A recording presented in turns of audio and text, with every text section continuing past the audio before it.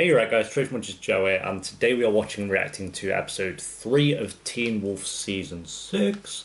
Did we enjoy the last episode? We did. It was okay. It was an okay episode. I don't think it was one of the best. I think the Liam, Corey, Mason thing kind of dragged it down. I know a lot of people really love those characters, which is fine, and that's why I did say that is like kind of personal preference. I just didn't like them.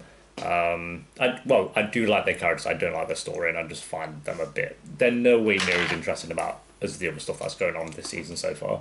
And then you'll let me know that the thing Lydia said at the end, where she's just like, "What's the styles?" was a reference to season 1, episode 5, where she said it when he came to visit her when she was like off her head or something. I think that's awesome. I love when shows do little callbacks like that. I didn't pick up on it when it happened. I was like, what does that mean? Does that mean something? But now looking back on it, I think it's awesome that they did that. So yeah, if there's other moments like that, I'll try and like think more about it. But I've only watched the show through once, and that was like my initial, what does that mean?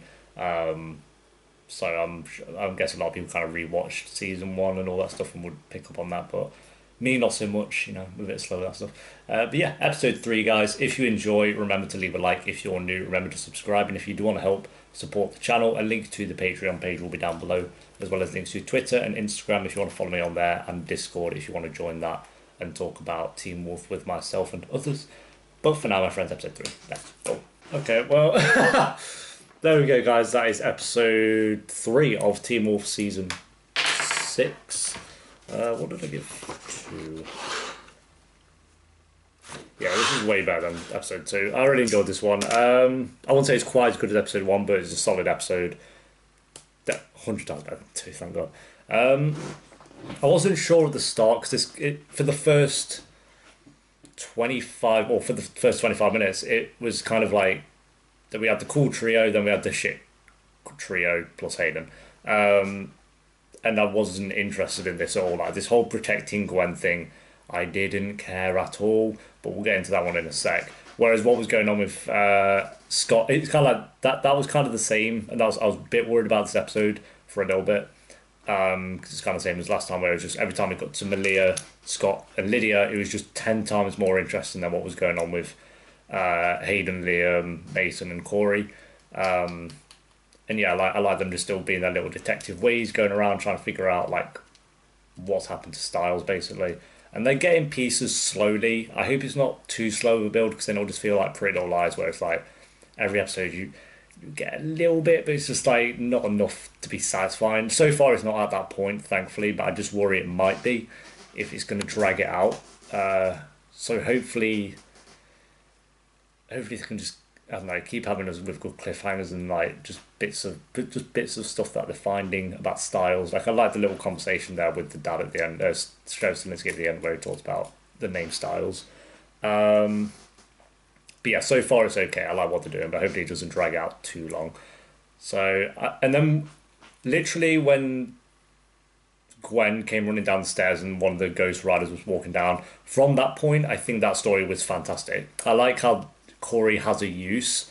I don't care for his character at all, but I like how he has a use that when he can go visible and touch one of them, it shows them like they're there in public, which is kind of a bad thing. The fact that I was at a party and they said that now everyone's going to be taken, which is very interesting, and I hope they follow through with that for the next few episodes.